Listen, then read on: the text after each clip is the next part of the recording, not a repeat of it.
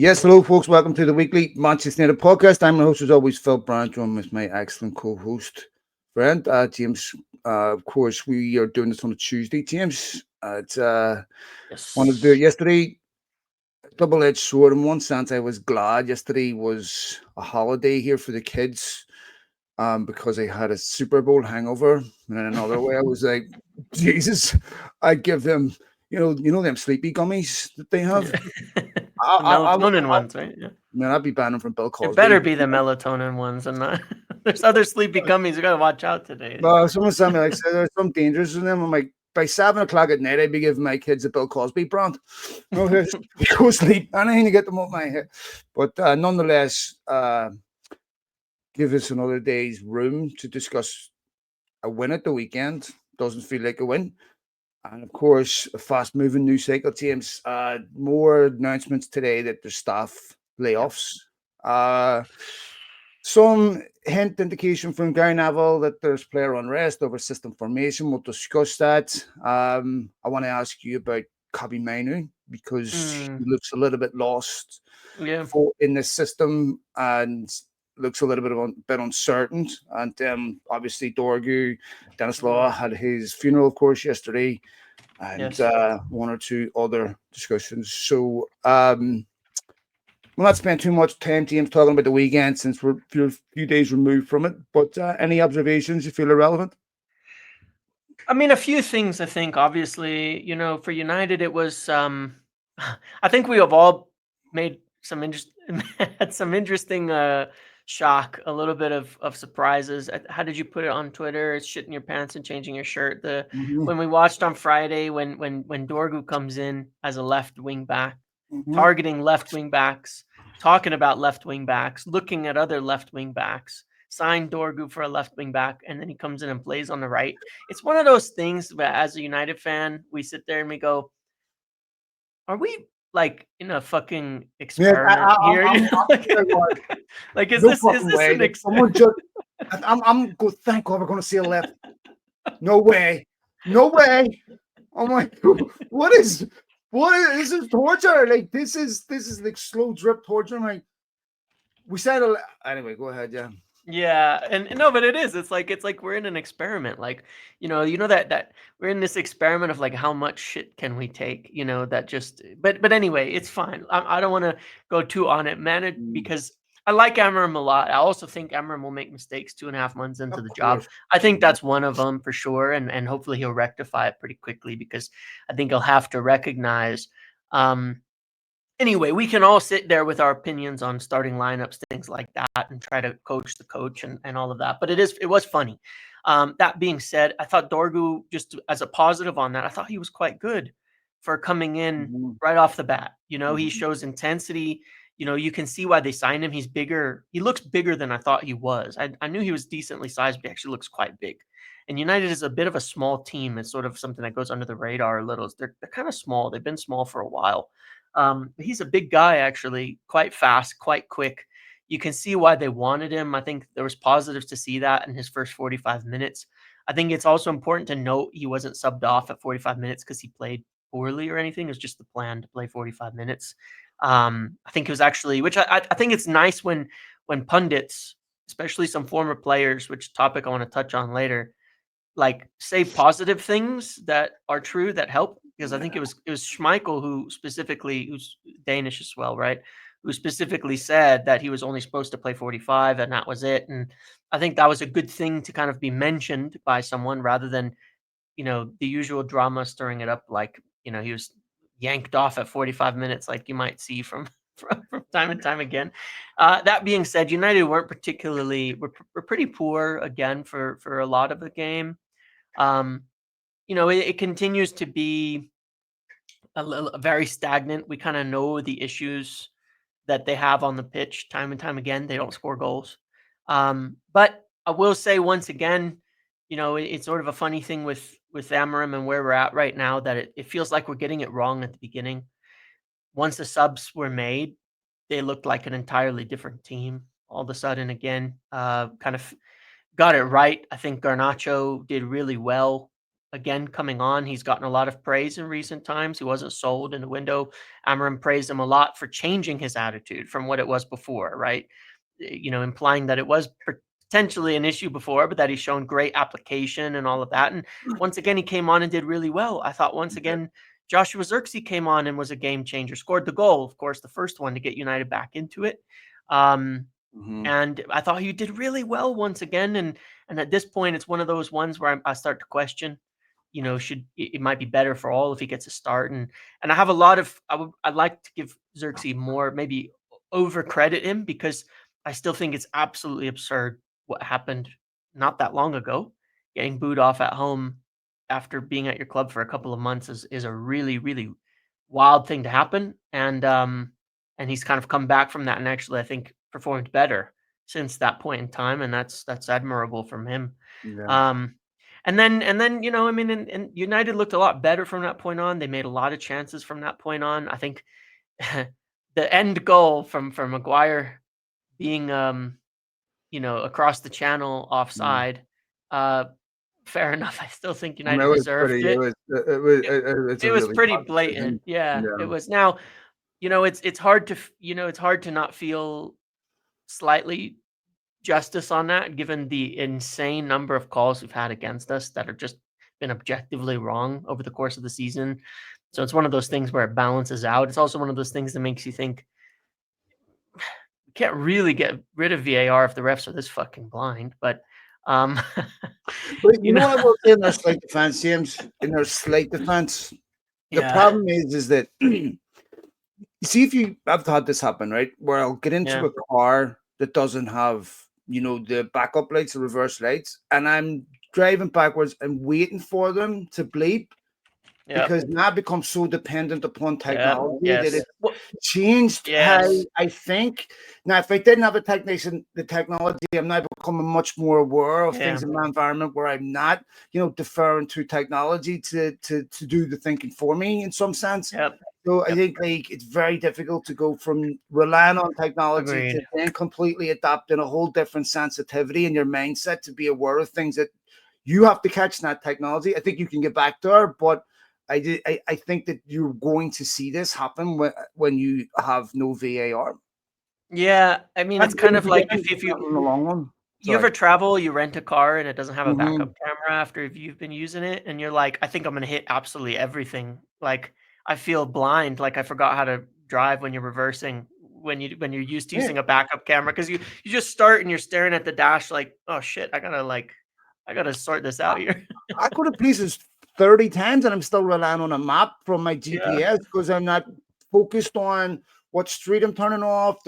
I'm just oblivious to my environment because something else was doing the thinking for me. I mean, we relied on Thomas guides. Now I would Yeah. like, anyway. Sorry, go ahead. Yes. No, no, I'm with you. I'm with you. So that's true. That is part of it. But anyway, that being said, I think I think it's still United deserved the win at the end of it. I mean, we're in this funny situation, right, where United are conceding very few shots per game. Actually, when you look at it, we're not getting battered. I mean, we all sat here last year. We know United were facing 20 plus shots a game, stuff like that. But we're in this kind of odd situation where United are now giving up very few chances, but for some reason we're conceding all of them, every single one, and it's a bit it can be a little bit frustrating, and so it definitely makes the games feel worse because we're also not scoring any at the same time on the other end.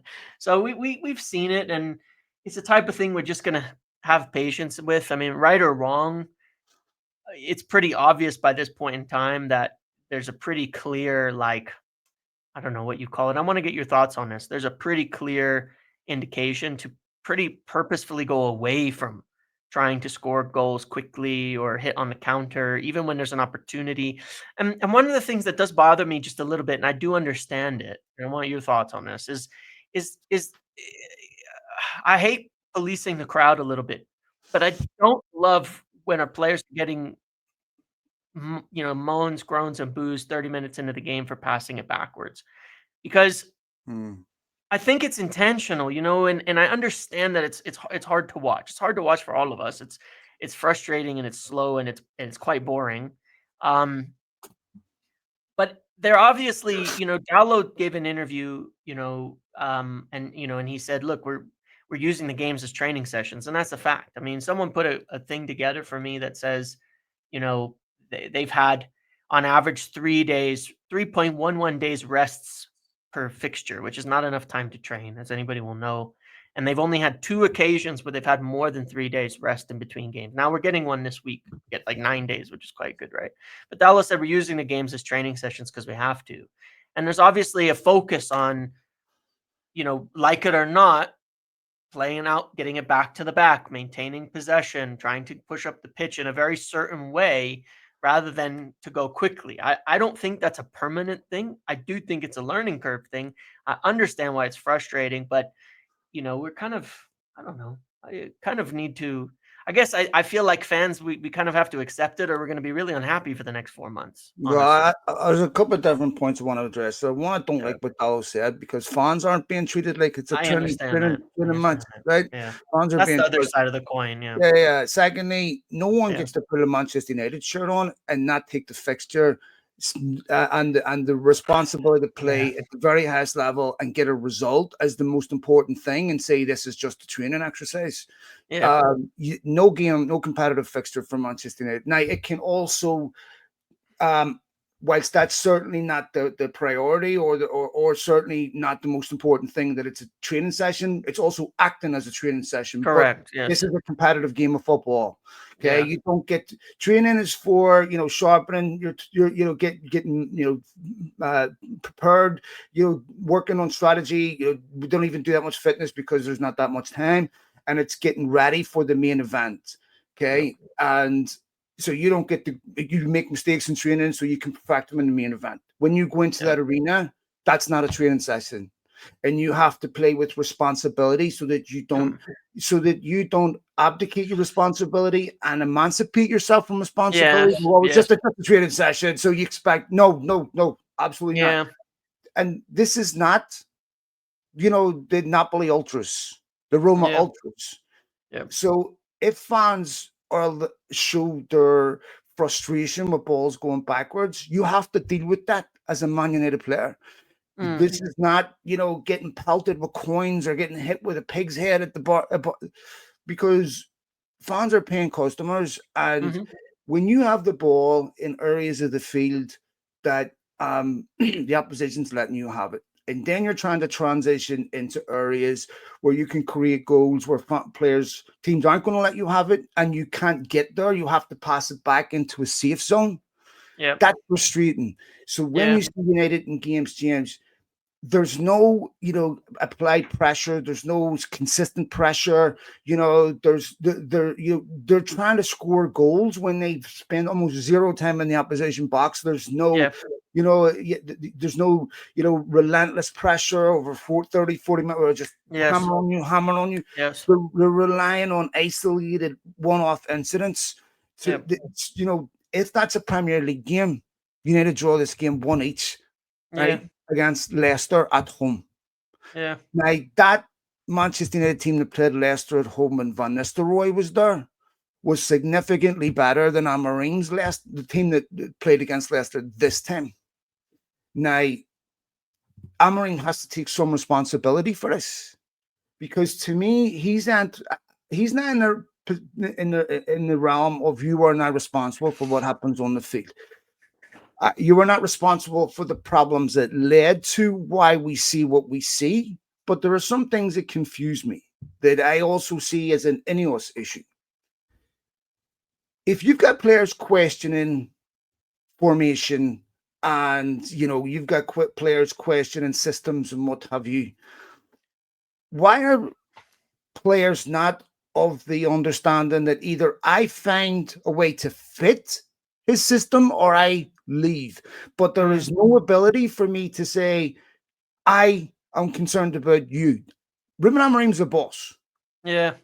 You need to be concerned about performing for him. And Ineos's job is to evaluate that squad and say, this squad and the players that we bought this summer, okay, were bought for a system okay, that we impose on a manager. They tell Yeah. Ten Hag, this is how we want to play. We're going to buy players that are suited to this, and we're going to find managers that are suited to our idea, that rather than the club once again completely changing their identity to suit a manager, which then, of course, leads to Yeah. impossible zero continuity. Yeah. So we're sitting here. They made decisions over the summer. They bear responsibility for any players that were signed over the summer. That was Correct. based Yes. on their concept. They bring in a manager in November, okay, with the concept of we want to play this system. If this team is completely incapable of playing the system without a complete overhaul, then you can't go in January and sign one player and get rid of three. You have to then decide, okay, if we bring in this manager, this is the plan to get him the players that he needs to make sure this is successful. Okay. And I look at this and go, I don't know if that really happened, because there's, first of all, okay, if you don't want to do a lot of business in January, okay, but look at the players that you have. Kobbie Mainoo looks lost in the system. Mm-hmm. And they don't know how to get a system that is, where his abilities and talent and position is, is an asset to this. And he's not the only player that looks lost. Rasmus Højlund, I actually feel for him. If you're a goal scorer and you're not getting chances, you drop deep to get involved. But you're doing lots of things you don't want to do, and eventually it's going to destroy your confidence. Eventually you're feeding a striker that's confidence is on the floor and they look terrible. So I think he's much better than what he is, but he just can't get a striker into a game. Xerxes plays better because he drops deeper and he's more natural. Yeah. A lot of problems that are happening here should have been foreseen by any of us, James. Yeah, and look, I think there is a balance here on a matter of that they quite literally couldn't do too much in January, one way or another. Okay. So I just didn't quick. I don't mean, but they should have known with what they have. Can these players easily adapt to? Because it's fine if you say no, but then you have to get rid of all of them. Well, but the thing is, yeah, I mean, I agree, and that is part of the question, and I think that I mean, Shouldn't these obviously this World is know the answer to that question before? but maybe they do. You know what I mean? Because like you take like Garnacho and Mainu situations, right? Like I like there's two questions to this when you take young players like Garnacho and Mainu, right? Garnacho, it's pretty obvious based on Amorim's comments, he wasn't fitting, and he was in essence then open for sale. And they were looking at players to buy in return for him if he were to leave in January. But then based on Amorim's comments, he's adjusted his game, he's adapted, he's improved. Has he? I think he has in the last few games. Yeah. Playing recently anywhere near the levels he was playing under Ten Hag? Because I haven't. Well, I think so. I mean, I think so. I think that because I don't think he'd been particularly good under Ten Hag for quite a while. Like he was when he first came in, but he did have quite a last season, mate. Do you not think so? No, I don't think so. I don't think Okay, anybody was excellent last season. To be fair, like I think the goal he scored. He got the Puskás Award, I think, didn't he? I think he did. But I thought he had a lot of really good games on the left. I thought he had some good games, yes. But his finishing this season's been really poor, and that was under Ten Hag too. Sorry, mate. Go ahead. Yes, yeah. No, and I think that like when you compare the first half of the season to like the last few games, he's even though he's still shooting poorly, he's actually creating goals, for others too. The pass in to Xerxes, he created the one that Xerxes scores. He creates the foul that led to the second goal, even though it was offside. He created a few others that we just barely missed as well. And I've been fairly critical of him, but I think that where he has improved a lot is that even when he's not scoring, he's doing a lot. He is creating for others in a way that maybe he wasn't before. And I think that has been an improvement, and I give him a lot of credit to that. And it's a balance. Like when you take Kobbie Mainoo, I think that is one of the trickiest things here, right? Is that I think Mainoo suffers a little bit as a midfielder that some other players have, not because of the same player, because he's not the same player. But Paul Pogba struggled with this a bit throughout most of his career, that because he didn't specialize, he was like, oh well, under Jose he played as a deep deep midfielder at Mhm. times, right? And he goes to France and he's playing as practically a second striker at times. And he plays at Juventus and he's playing with, you Mhm. know, Vidal and Marquisio, and it's like a totally different role, and it's a flat, and it's because he was never like, he's not a 10. It's like Bruno's a 10, like Pogba's a 10, and it wasn't he's a 6, like Matic was a 6. There's this lack of specialization. And Kobe Mainu, even though he's a different skill set than Pogba, I think it's kind of an issue with some of these younger players where it's harder to find where do you put them, and a lot of systems have become, and I think this is a positive and a negative of football, is a lot of systems have become so specialized that from a positional standpoint, right, that it's hard for players who have not specialized. But he's very young, he's 19. And so I think we're with him, it's a both sides responsibility here, is that I think they got to pick a spot for him to kind of specialize in a little bit, or he's going to continue struggling with this in his career, because it does happen to a lot of players, especially I think midfielders, where they don't have a position and then they kind of bounce until they fit some random system that fits their position in. But it's enough of a talent that you want to get the most out of them, and you want to make it Yeah. work as I think well.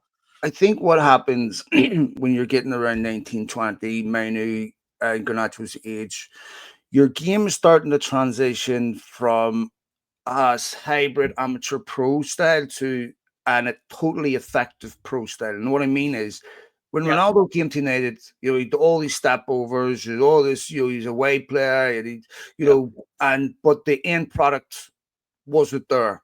So United had to refine his game yes, in yes, a way that said, we can be much more efficient with the ball. You can have better outcomes. You don't need to do this. And then you start to change. This is the last stage of development in a player that's the hardest. yeah, So you get this adaptation from this young, youthful potential into now, you know, uh, refining and finessing your skills to yeah. fit a very A role, right? a Like a professional that produces how can I yeah, use this skill set in a way that produces yeah, results, right, an end product. So I think you have that adaptation. And look, I also think that there's some lessons that young players have to be taught about growth that have nothing to yeah, do with football.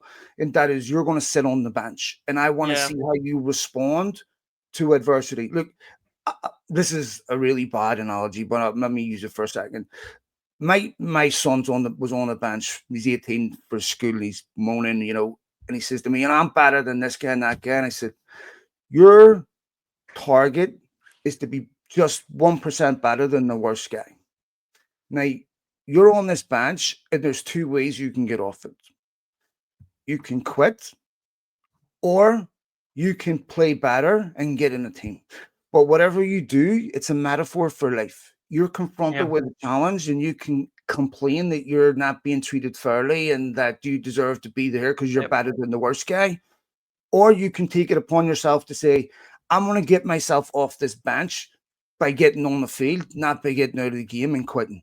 And so yep, young Garnacho and Manu, this is also about mental development. It's like, okay, I know you're angry, I know you're disappointed. How are you going to use that? Are you going to use it to improve, or are you going to use it as the self-destruct? This is also a test of who's around you and what type of, echo chamber you're living in.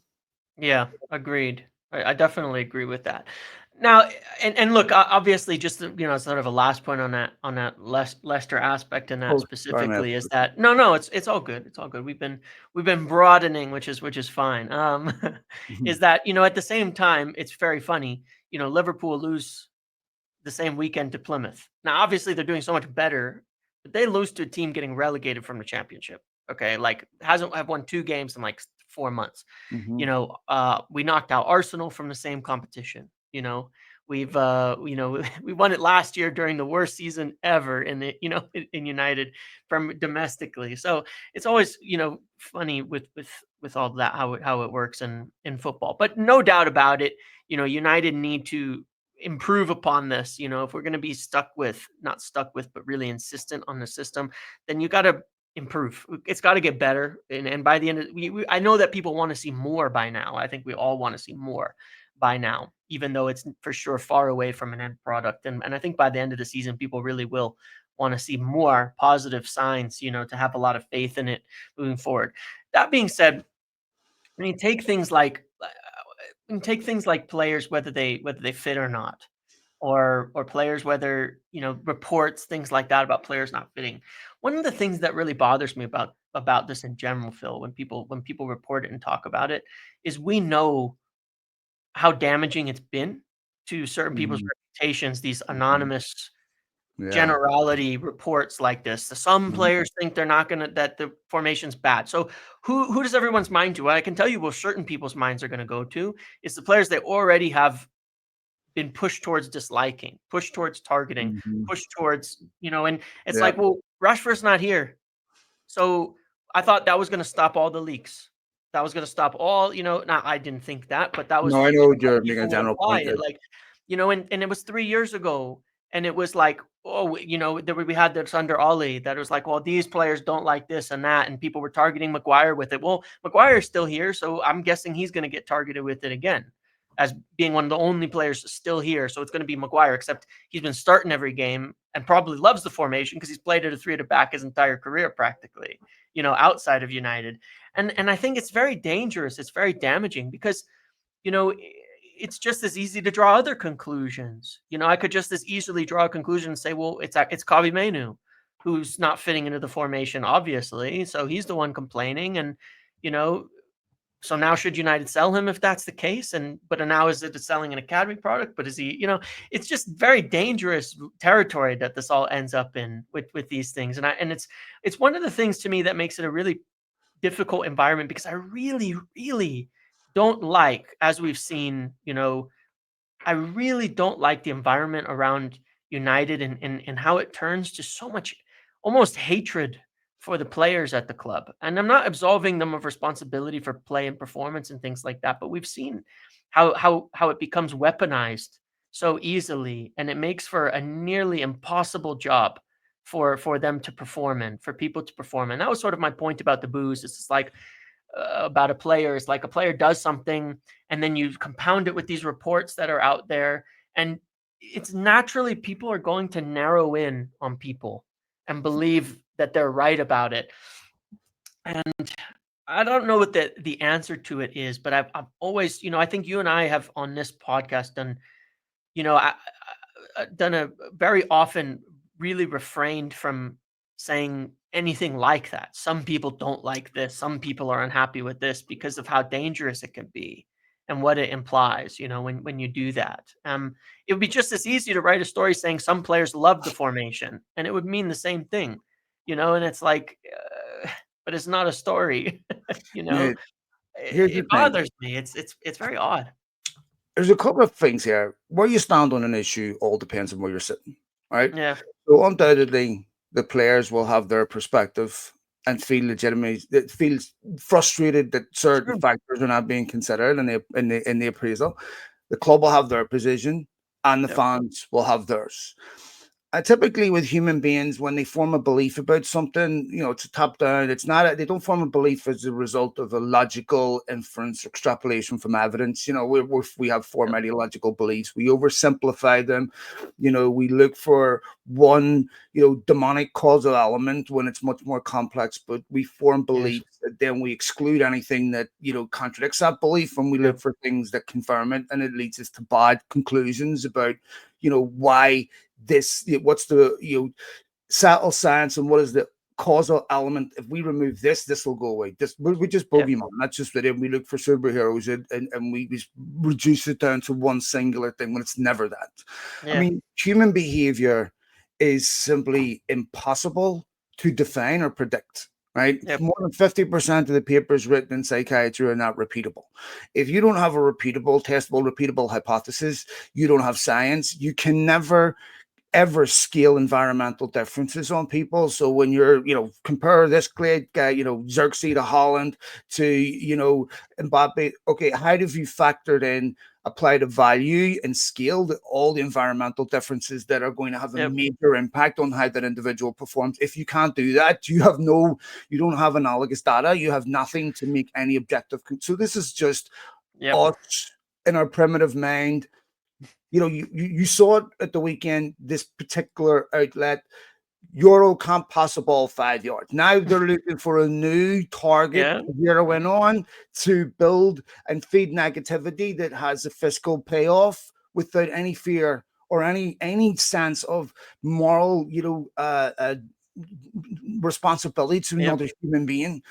If you're on the receiving end of that, if you're a player, you don't have a club that protects you. Fine if Yep. people on the outside want to attack you. You expect that. You expect to be attacked by your enemy, but you expect to be protected by the people Yeah. that you're playing for every week.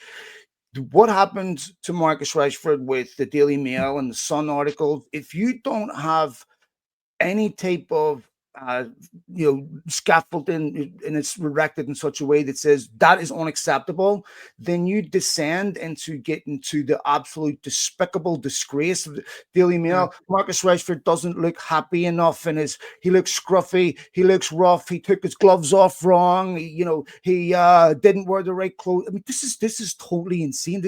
Why doesn't this provoke a response from United? Yes, I would This is agree. I do agree. right. This is catnip to racists. This is despicable. And that is not acceptable. And then you're going into a football club where you're looking to fire people. Morale has to be on the floor. Yeah. You're just in demolition mode. You're not. How do you then create an environment that says, I want to give 100% for this employer? Instead, what you're telling everyone is, we're looking for ways to get rid of you. But I want you to go on that field and give me 200% for me. Human beings just don't work like that. And when you look at United on the pitch, there's no cohesion. When you have no cohesion, you have no force multiplier.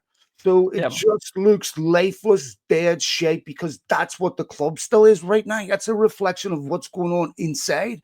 And I Yeah. don't know how you foster a collective commitment to a collective goal when the employer is not committed to you. Yeah, and I think, obviously it's like there's a lot of stuff that has to happen, but they have to. I think where they are missing is on this point.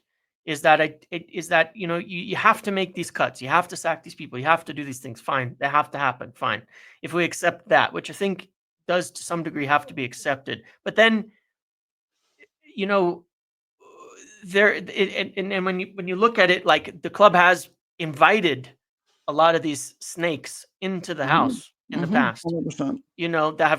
that create this toxic atmosphere. And even if you weren't there when they did that, and even if the current regime's idea is to keep at arm's length from these people, which it is, I don't think it's enough. I do think they have to, just like they're correcting mistakes of the past with some of these things they don't want to do, that nobody likes with cuts and things like that. They didn't create those problems either, but they have to correct them. Well, this is another problem area that I think that they didn't create because they didn't invite these people in. They didn't create these relationships where people are getting and reporting these things about Mhm. players and foster all this. They didn't create the dressing room, rivalries and things that exist within it. They didn't do that, but they do have to do something about it. And I think that in a large degree, it's doing Amorim a bit of a disservice that I think he might be struggling with a little bit, leaving him on his own to do it. He's got a strong personality and he's a strong individual, but I think he might be violating a little bit of his own um, beliefs already under some of the pressure of it, in terms of certain things that he said that he doesn't usually say, and certain things that he's commented on that he doesn't usually comment on. But nobody else is doing it, so it's a bit of a problem, when nobody else is doing it, when there's nothing else coming out, you know, and I've argued with you to the opposite that they can't reply to every report and things like that. But I Mhm. also I agree on would that. tend That's to fair. You're agree, right. yeah. But I would also tend to agree more and more. Like when I see things like today that come out, and I see these kind of talk, and I see all this, I look at like a lot of these guys, and I think it comes to the ex players as well. That there's many of them like Paul Scholes making a bunch comments on Lissandro Martinez and things like that, and Lissandro Martinez is it goes back at him on Instagram over these types of things. And I'm like, this just isn't a good atmosphere for this kind of stuff. And I want to give credit on one aspect, okay? Maybe I shouldn't.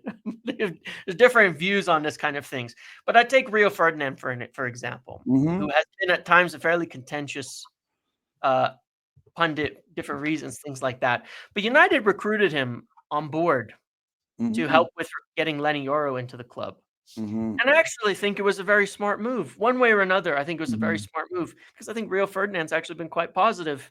And I think that it forced a little bit of maybe extra respect by maintaining a good relationship with him that that he's been more encouraging. He can't sit there.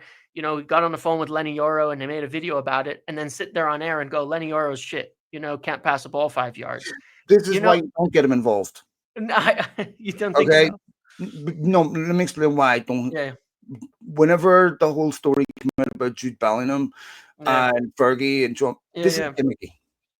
Because if yeah, I was working with Lenny Euro, but like this guy doesn't work for the football club. The minute you walk in the door, your relationship with him is over. I don't know how I can mentor you. Exceptional player, brilliant, all that yeah, there, right?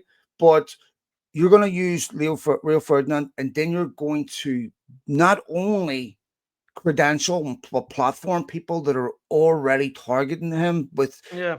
I mean, to Well, me, no, no, I understand that, but but let me just make one yeah, point on this, and yeah, then sorry, I don't know if you remember this, but when Varane came to United, he was getting slaughtered by the press. yeah, Ferguson came out with a expletive rant.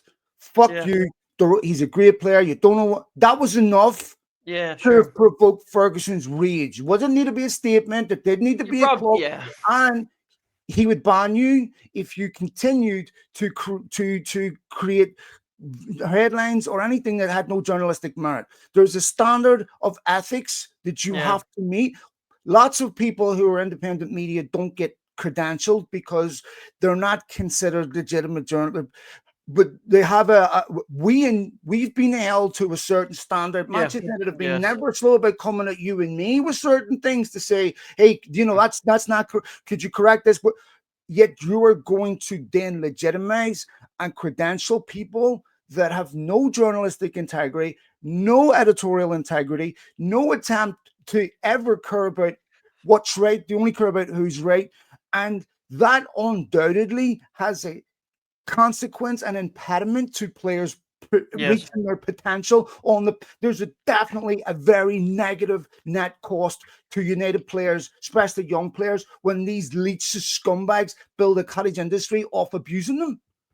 Yeah, well, and I think essentially my point on it was that you should be able to, hold them to these standards Yes. because you should have the threat of complete cutting them off if they don't, and you should use it, willfully. And I agree with where it's been confusing is that I know that that standard exists. It's just not applied. Mhm. It's just not applied to everybody. It's just not out there. But they need to, And I'm not saying it's a fact. I'm just saying that I would suggest that perhaps they've asked for certain things in return when it comes to certain players or certain Mhm. ex media and pundits, which I think is fair to say. If you're going to be involved in anything on this, you better play nice. You better be respectful. You better do these things. But that has to be the case for everybody, quite honestly. It just does, and I think it's an under-identified problem, perhaps by some people, and I don't know why, but I think it is a near impossible atmosphere. I have never seen a fan base that hates its players the way that this does. I've never seen it in any sport anywhere Well, that gets drawn into this. That literally loathes I their own players. It baffles me, and we can say, but it's because they're not playing well or things like that. But I don't think that it would have been acceptable under yeah, anybody in the past. This I, types of thing. I think James, there is definitely some type of distinction in that match going fans, I'm people not are, meaning that really, by the yeah, way. the people who Yeah, support the club, yeah, okay, they will vent their anger at players. They will certainly vent it, but they aren't, can have they aren't being, contaminated by financial incentive to. correct. Yes, So then you get people on the internet with different incentives, different motivations that have, that are saying things that in any other generation you would never hear about because they wouldn't be considered Manchester United fans. If you can support something more than the club, it's not the club you support, and that's okay. You're entitled to do that, but you're yeah, not entitled to have any legitimacy in the conversation or shape, any particular fan culture because you're not you're not a supporter Yeah. of the club. Some people support the team, some people support players. This is unfortunately the generation we live in as a result of how everything is being branded, commoditized.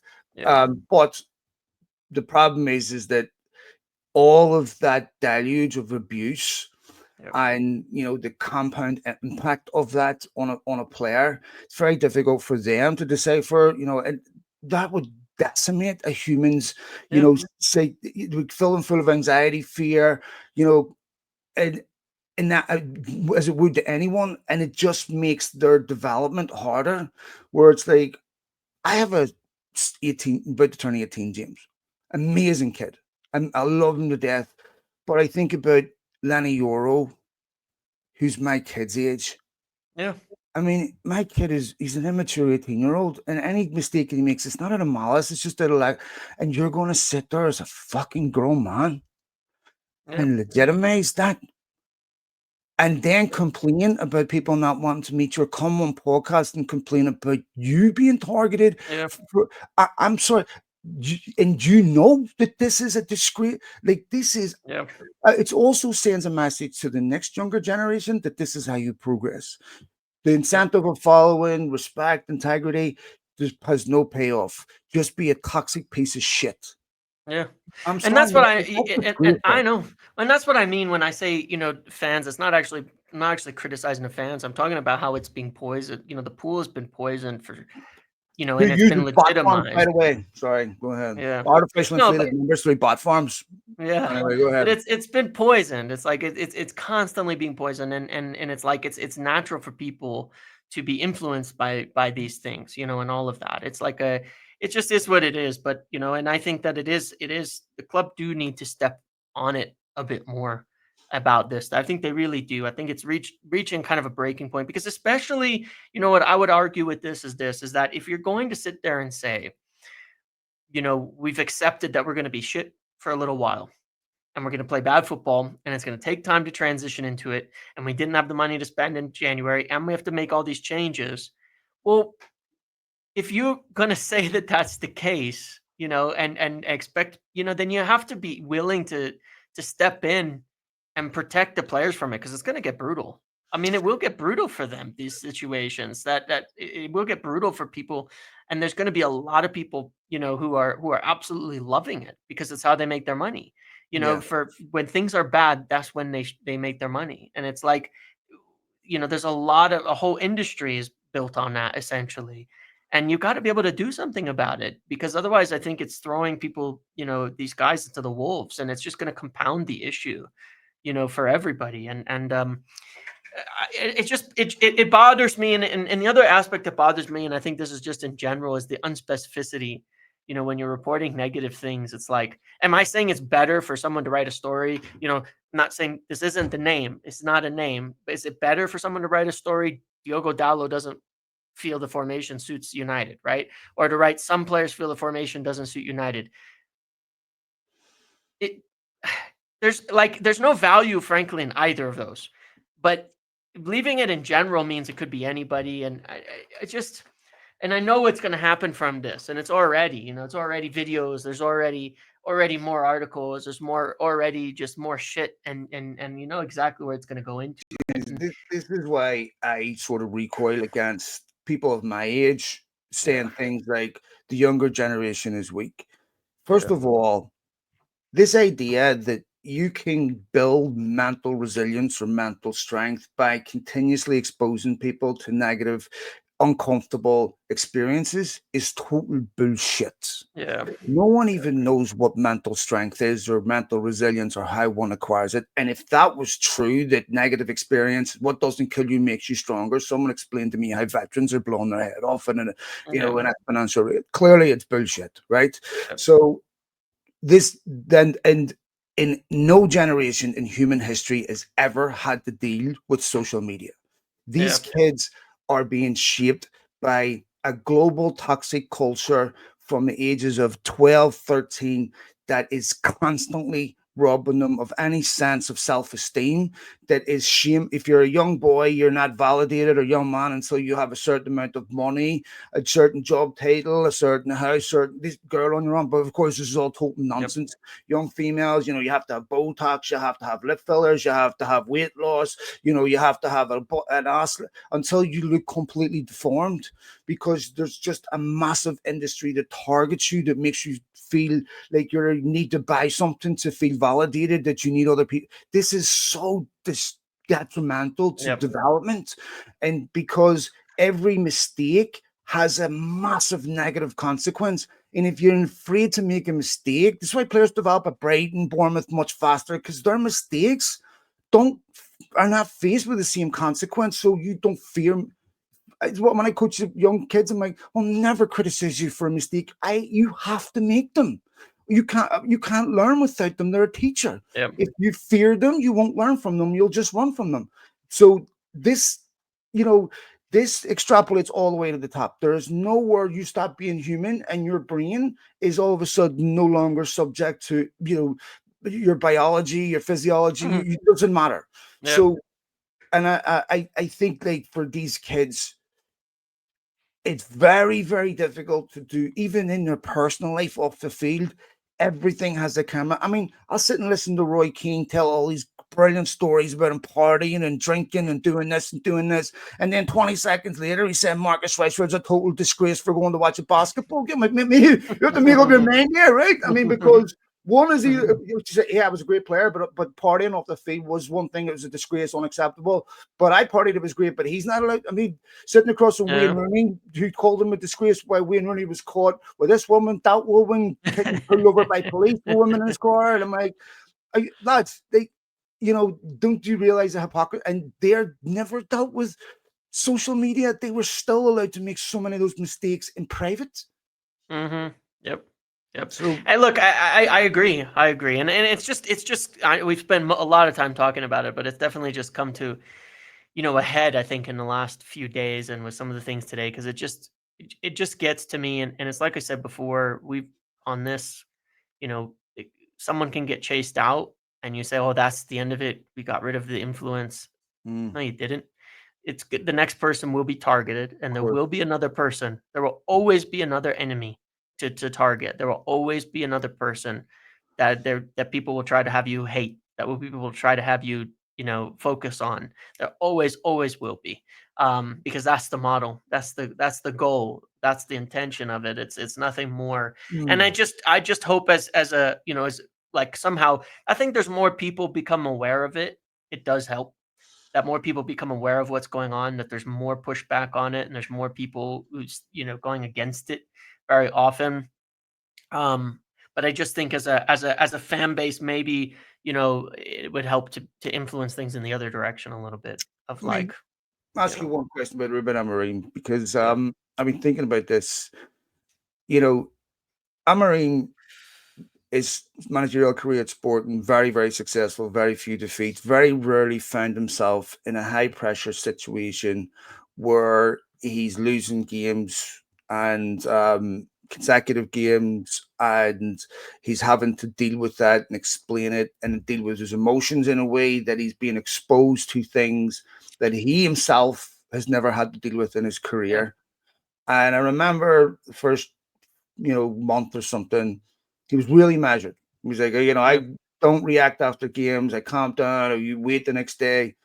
And then maybe the last 2 weeks, I've seen him react emotionally yeah and say things that I think he probably will regret. yes Like, to me, James, if I got another question about Marcus Rashford before the game yesterday, I yep would have turned around and deflected. How many more times do you need me to? Why? And as long as he keeps answering these questions the way he does, he's going to keep getting them. I really don't understand why he continues to feel the need to say things with a different set of words that he's been saying for a while, and what yep utility or value that has. And I almost feel like it's sort of what we're saying here, where you're looking for an outlet for your anger because it's uncomfortable, and sometimes it feels good to just oversimplify and just it's all this person's fault. It never is, of course. It's some of them, yep or some, and I'm looking at that and going, it's interesting how he's responding to that environmental pressure and new experiences and new doubts about himself. Can he do it? Maybe it's natural to have self doubt, as he said. Yes, of course, I doubt myself. Everyone does. And I just, this is putting him under selection pressure in a way to do something, to respond in a certain way. I think it's interesting what it's provoking, what type of response it's provoking. How would you assess that? Yeah, I do think so, and I think that's why I was saying earlier that I think he's kind of been put in a situation where he's probably violating some of his own principles to some degree, because I watched a lot of him at Sporting, and one of the things I again don't will say about this is, if I was the club, I would not let these questions continue. I agree, I would have kicked 100%. him out a month Thank you. ago.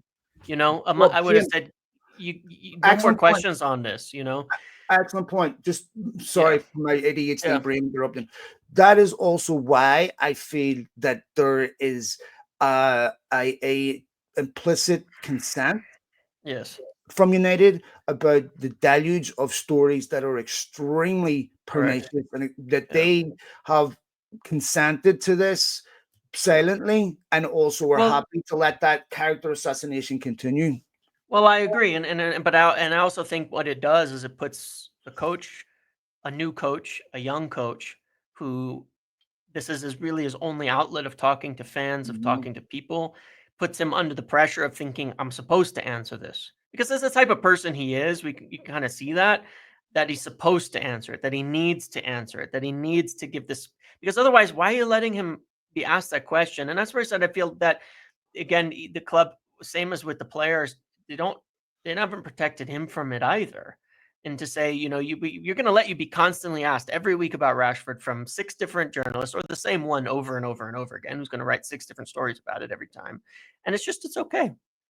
Why not just say no? I mean, I watched a Sporting press conferences where the press officer said, we're not going to talk about that. And I'm like, I'm just saying, I'm just like, but I'm Well, not even blaming the press officer, because it's a club thing. It's like let it me ask comes you from another all question on that. around. And it's like, why not limit it? Let me Why ask not? you Why another why do question this? on that. Yeah. If you're Cubby Mainu's people and Yeah. you're watching that, what do you think? I'm thinking, okay, this is a guy. My Mhm. client is a young academy graduate, and Yep. this is obviously permissible by the football Mhm. club. And I could see a situation where my client is being targeted. Is Yep. this how he's going to be treated by the manager and by the Yep. club? I would see that as an indicator of future behavior in a similar environment. That this is one of the reasons why you shut it down. And it's not, even if you loathe Marcus Rashford, it's about sending a message to, we will not allow this to happen to you. The I football club agree. will protect you. If you find yourself in a similar situation, we're going to. This is why you just cannot grow an atmosphere. United had all Yep. this protection under Ferguson. This is why you cannot grow an atmosphere, Yep. or a An winning environment environment, a until culture. all of Yeah. this gets addressed. Yeah. I completely agree with you on that note. And I've made that point on the other side of it too, is like when you sit there and send abuse to someone like Rashford, or to another to another player, you're sending a message to other Mhm. players. You know, you can say, "Oh no, it's just that guy." What do you think other players think of that? Do you think they go, "Oh yeah, it's just that guy that I spend every day working with, that I look up to, that I admire"? Marcus Rashford, when he left, had kids commenting from the academy thanking him for shooting penalties with them, for practicing Mhm. with them, things like that, right? So you think they don't see this stuff? You think they don't react to this stuff? They don't Of course. understand it, and that's something that the club needs to really get a hold of as well, because it does have a knock-on effect of like, why would I want to go to that environment where this is permissible, where this is allowable? And I think it will have an effect on transfers, and I think it will have an effect on so many things, should this allowed to be continued. And I do think it's something that has to be at some point fully dealt with, or it becomes near impossible, because I'm not saying people are a product of their environment, but because I think people are their own people as well. But they're certainly affected by it, and it's impossible to grow a plant in the dark, and they just had to do something about it. No doubt. Let me ask you quickly about Anthony Long. Uh, he man of the match first game, scored second game. Of course, he had a decent start to his United career. Mm, I'm no doubt that he will do well. Just to pick on something you mentioned earlier, I don't understand why United fans are so invested in players out on loan feeling and why they're angry. I mean, it's like yeah. whatever happened. I don't know. To me, I don't understand that. But Anthony, he's doing quite well, decent start. Yep. And I said on last week's show, I have to believe he's a much better player than what we've seen, which Sure. he probably is. Happy for him. Rashford had a decent cameo for Villa. Yep. You can see a Yep. bit of ring Villa rust fans there. like him. Yeah. Yeah. See, there's a Mhm. bit of ring rust there. I know he's not Yep. on loan, but Scott McTominay thriving in Naples. And I will talk a little bit about Jadon Sancho. Mm. Then you can just go through to them. Jadon Sancho posted this on Marcus Rashford's social media saying freedom, which to me put Rashford in a terrible position Mhm. because one, he has a couple of options. He can turn around and say, I don't like this. If he makes any type of public, opposition to Sancho's post, that's a massive story in itself. If he doesn't say anything, it implies he agrees, right? And or he can agree with it and make himself a massive enemy of Manchester Yep. United fans. So he has no ability to do anything on this. He's all three choices are bad. Mhm. And for Jadon Sancho, to me, I don't understand. I understand you're going to leave United, but why grow Yeah. weeds you have to pull? Like it just doesn't Yeah. make sense to me. Yeah, it's unnecessary. It's unnecessary, and I don't think it really even has anything to do with performances either. Like whether Jadon Sancho's performing, not performing, it doesn't matter. It's completely unnecessary. And like you said, it puts Rashford in almost an impossible situation. I think ignoring it was probably the correct thing to do. In that sense, it's the easiest way for it to pass by and be forgotten. But it's just silly. It's just silly. And look, it's like it's just silly in general because there is that factor when we look at players going in different places. Some of them will have left because of their own fault. There's a balance of scales, some of it being the wrong place for them, some of it being on them, and it's always a mixture. And it's like, so just let it be. It didn't work out, at that point. And obviously, he probably has justifiable reasons to feel upset with United, but United surely also have justifiable reasons to feel upset with him. And at the end of the day, I think everybody just has to just let it go. I mean, Rashford made a point of saying when he leaves, he's not going to do something like that. He's not going to say nasty things about the club and all of that, and made a comment on that when he did that interview a while ago. And I think that's the right way. I mean, it would be the same as if if Anthony posted freedom after getting his man of the match thing, like it'd be stupid. It'd just be stupid. It'd be a stupid thing to do, which he didn't do, obviously, but like it would just be a stupid thing to do. And I think wholly unnecessary, and it's certainly not going to endear Sancho to anybody. Not that there are that many people still endeared with him at this point. Yeah, I mean, it just to me, it just is something that you get no benefit from. Anything else, mate? We need to cover before we split. No, obviously, I think the game against Tottenham at the weekend will Mm. be. I think it's very important that United perform well because that is a team that is flailing. Right, they got knocked out of the cup as well by Aston Villa. They're below United in the table. They have a lot of injuries. They're in a lot of ways somewhat reflective of us last season. I mean, they're really poor. They're having getting really poor results right now, even worse than ours. Um, and in some sense, I think Postecoglou, who's been there longer, be surprised if he's not under immense pressure at the moment. But everybody's beating them. They're not doing so well. I think it's a big one for United that it can't be a training exercise, like you said, in this one. I think they actually really quite need a result here, against Tottenham to yeah, I think it's important. You can't be worse than a team that's really doing poorly as well. That is really struggling at the moment. Um, and continue to feel very confident. I think it can be very damaging to everybody's confidence if they can't go there and do something. Um, I agree. I think that Postecoglou is essentially dealing with what goes on at United. You've got a football club whose first principle is not winning trophies. Yes. And their morale gets sapped. But just my view on this, and just touching on something you were saying earlier, which is I don't understand. And Amorim not so concerned about starting fast, getting early goals, when he said 2 weeks ago that we have to get the first goal, otherwise everything changes. So if we don't score first, the other team score first, then we're a whole different whole different team. To me, to get confidence in that team, I would be looking to try to get score early if Yes. that is a very relevant defining factor on the outcome of the results. You can't play just your weaknesses. Loosen the shackles a little bit here, I think, would be a good idea. Just a little bit, And but also pick players who are going to get you goals. I mean, like I said, I do think Garnacho should end up playing in that game off of the start. And anyway, there's obviously selection things there, but I definitely think that's he's going to have to balance it now. It's been long enough that obviously they're still going to learn, they're still going to get better and all that, but you got to balance it with a little bit more, I think, for everybody, because the players lose confidence too. Obviously he said that as well. They lose confidence. They don't believe if we're not winning. He's not stupid. He did admit that. Like, if we lose too many games, the players, it's hard to learn in that way. When you're losing and losing and losing, you're not going to learn. You're not going to take it on board. So there's a balance to be struck there that I hope he can get right, because I think everybody needs it. Everybody needs a few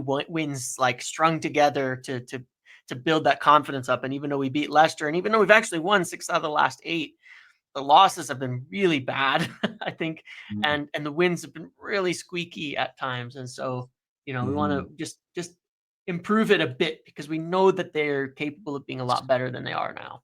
Yeah, it's hard to trust, the how substantive this really is whenever it just still looks so fragile. It doesn't look like it's improving.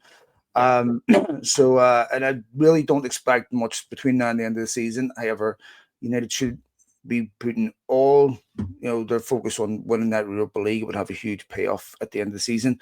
All right, mate, we'll go ahead and leave it there. We'll be back next week at all living well, hoping the world, our civilization survives another week. But we'll be back next week. Thanks to all of you for downloading the podcast, for tuning in. Much appreciated. Much love to all of you. Take it easy. All the best, Matt. See you later.